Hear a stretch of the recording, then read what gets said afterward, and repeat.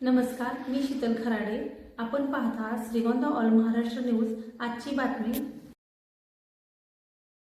संवर्धन दिनाच्या कार्यक्रमाच्या निमित्तानं खरं तर कुसुमाग्रज असं म्हणतात की लाभले आम्हास भाग्य बोलतो मराठी, जाळलो खरेच धन्य ऐकतो मराठी, धर्म पंथ जात मानतो. ही भाषा संपत नाही, तर नुकताच शासनाने देखील या मराठी भाषेला अभिजात भाषेचा दर्जा देऊन तिचा गुणगौरव केलेला आहे. आणि ही मराठी भाषा म्हणून नाहीये, ती वाढवायची आणि जोपासायची म्हणून या कार्यक्रमाचं आयोजन केलं जात आहे. आजच्या या कार्यक्रमासाठी उपस्थित असलेले प्रमुख वक्ते म्हणून उपस्थित असलेले दिवाळी न्यायाधीश कनिष्ठ स्तर सन्माननीय खवले साहेब यांना मी विनंती करतो. तसेच उपस्थित सर्व वकील बंधू तसेच पक्ष मला वक्ता म्हणलेला आहे, परंतु मी काही मराठी भाषेचा एक्सपर्ट म्हणजे विद्या वाचपती नाही आहे, पण जे वाचलं ऐकलंय त्यामुळे मी आपल्याला सांगेल की आज 27 फेब्रुवारी मराठी राजभाषा दिन म्हणून साजरा केला जातो. आपला पहिला विचार हा मराठीतून येतो. आपण किती इंग्लिश मिडियमला शिकलो तरी आपल्याला ट्रान्सलेट वापर करता आधी आपला विचार मराठीतून इंग्लिश मिडियम उतरला जातो. कारण ही भाषा आपली राजभाषा आणि अभिजात मराठीचा भाषा देण्याचा उद्देश काय, तर राज्य कारभारात न्यायालयीन कारभारात महाराष्ट्र लोकसेवा आयोग UPSC यांनी ज्या परीक्षा आहेत प्रत्येक भाषेमध्ये असतात, आपल्या मराठी भाषेमध्ये ज्या परीक्षा होतात शासन निर्णय न्यायालयीन क्रमांकाचा बोलतात माझा अनुभव आहे. त्याच्यामुळे आपण मराठी भाषेचा दररोज आपल्या घरामध्ये उपयोग करूया. मराठी बोललंच पाहिजे हे वेगळं सांगण्याची गरज नाही. मी फक्त त्याचा बॅकग्राऊंड सांगेन, बाकी सगळं अगोदरच्या वक्त्यांनी सांगितलं आणि वेळेचं खूप बंधन आहे माझ्या वरिष्ठांकडे, म्हणून थोडं मुळात जाऊ आणि शेवटाकडे जाऊ. ब्रिटिश इंडिया ईस्ट अर्जन करता येतं आणि इंग्रजीचं महत्त्व याच्यासाठी आहे की इंग्रजी जागतिक लेवलची भाषा आहे.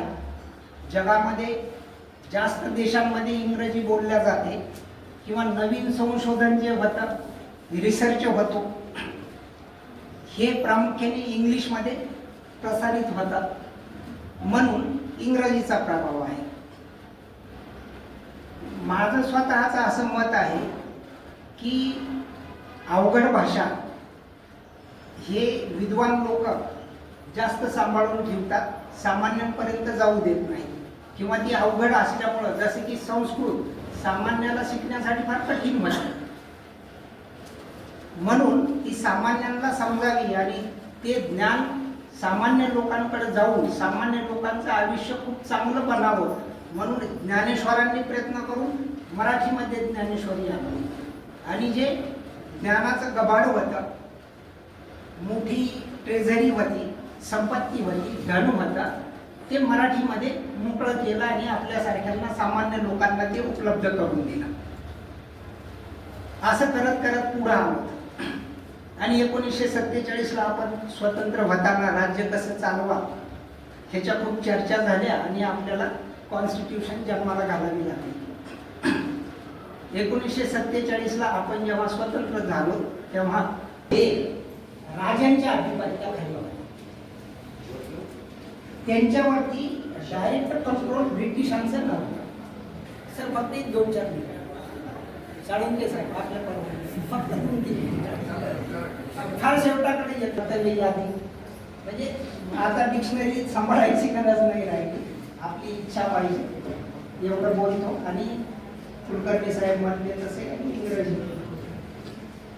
दुसऱ्या भाषेमध्ये कठीण गोष्ट आहे.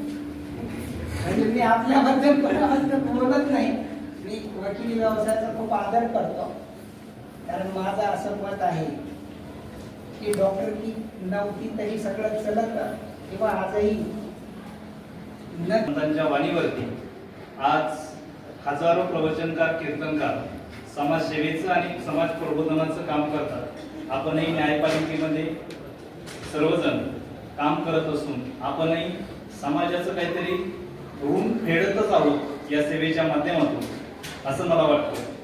आणि आपण जे उत्कृष्ट असं मार्गदर्शन केलं त्याबद्दल चांगल्या पद्धतीने आपल्यापर्यंत पोहोचतात आणि तो कार्यक्रम अतिशय रंगतदार होतो, निरस वाटत नाही. त्यांचा अनुभव दांडगा आहे, अभ्यास पण दांडगा आहे आणि अस्खलित भाषेमध्ये ते बोलतात. इतिहासाची त्यांची जी काही काय म्हणतो आपण त्याला प्रभुत्व ते सुद्धा त्यांचं चांगलं आहे. आपल्याला आता बराच वेळ झालेला आहे. मोले साहेब आणि केकाल साहेब यांचे मी विशेष आभार मानतो की त्यांनी अतिशय मौलिक असं मार्गदर्शन आपल्या सर्वांना केलेलं आहे. त्याचबरोबर आजच्या कार्यक्रमाचे अध्यक्ष शिंगाडे साहेब, स्वांगे साहेब, रावसाहेब, पठाण साहेब, कुलकर्णी साहेब आणि